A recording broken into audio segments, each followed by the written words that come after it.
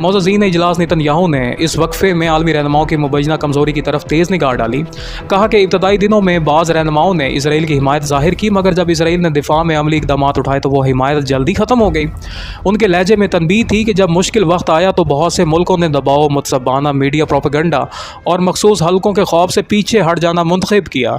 Netanyahu ने सवाल उठाया, जब आपकी बारी आए तो आप किस तरह बर्ताव करेंगे?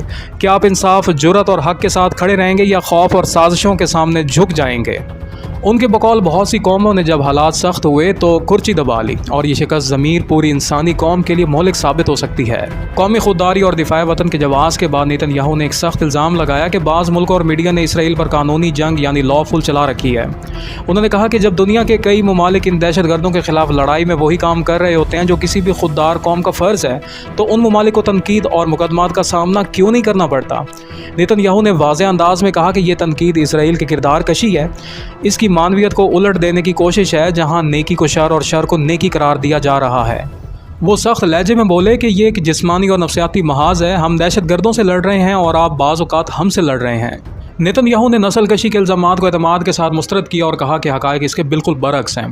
उन्होंने शहर के जंगी असूलों पर अंदाज़ा लगाने वाले माहिरीन के हवालों का सहारा लेते हुए कहा कि इसराइल ने शहरी अमवात को कम से कम रखने के लिए तारीखी दर्जे की एहतियाती तदाबीर अपनाई। मतन तकरीर में कर्नल जॉन स्पेंसर का हवाला दिया गया, जो शहरी इलाकों में जंग के मौजू पर एक मारूफ माहिर हैं। उनके मुताबिक गज़ा में गैर लड़ाका बामुकाबला लड़ाका निस्बत 2:1 से कम है, जो कई बैनुल-अक़वामी तनाज़ात में भी इससे बढ़कर ज़रीब दिखाता है। नेतन्याहू ने जोर दिया कि जब हमास घरों, स्कूलों, अस्पतालों और रिहायशी बुलंद इमारतों में खुद को छुपाता है और शहरियों को बतौर ढाल इस्तेमाल करता है, तो फौजी ऑपरेशन में नुकसान का तनासुब गैर मामूली तौर पर कम रखने की ये कोशिश हकीकत में काबिल तारीफ़ अमल है।